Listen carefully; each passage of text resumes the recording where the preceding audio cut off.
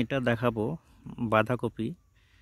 বাঁধাকপি কিভাবে নর্মাল পরিচর্যায় করা যায়, যেটা আমরা নর্মালি বাড়িতে চাষ করে থাকি, অনেকে বিজনেস আকারে করেন।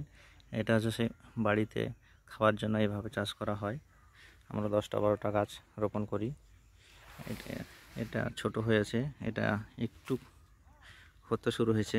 এটা অনেকটা বড় হয়ে যাওয়ার জন্য, পরিপূর্ণ হয়ে যাওয়ার জন্য, শক্ত হয়ে যাওয়ার জন্য বেশ ফাটাল ধরে গেছে।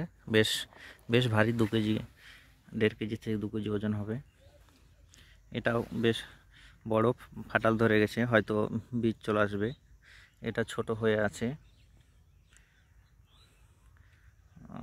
প্রতিটাই মোটামুটি একটু আগে পিছে হয়েছে, কোনোটা হয়তো আগে হয়েছে, ওটা ফাটাল ধরেছে, পরেরটা ছোট আছে। বা আপনারা বাড়িতে আগে পিছে করে লাগাতে পারেন খাওয়ার জন্য, তাহলে হয়তো আগে পিছে হবে। এটা যেমন একদম খাবার মতো হয়ে আছে, ছোট, চাইলে এরকমও খেতে পারে অনেকে। এটাই আর একটু বড়, এটা ফাটাল ধরেছে, এটা অবশ্যই ছোট আকারে আছে। আর এখানে আছে, এটা সেভাবে গ্রোথ হয়নি, তবে এটাও হবে, তাহলে একটু দেরি হবে। মোটামুটি এটা একদম ঠিকঠাক সাইজ আছে।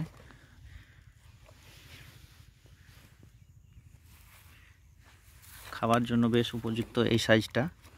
এটা একটা, এগুলো বেশ সুন্দর হয়েছে, দেখতে বেশ ভালো। এগুলো মোটামুটি 10-12টা করে বাড়িতে রোপণ করলে বাড়ির খাবার মতো হয়ে যাবে, যেটা বাইরে যেতে হবে না, যেটা ন্যাচারালি হয়ে যাবে, বিষ সার ছাড়াই।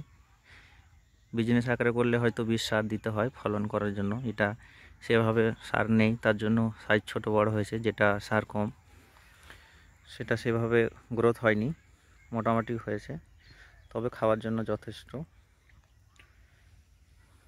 এটাই দেখানোর ছিল আপনাদের।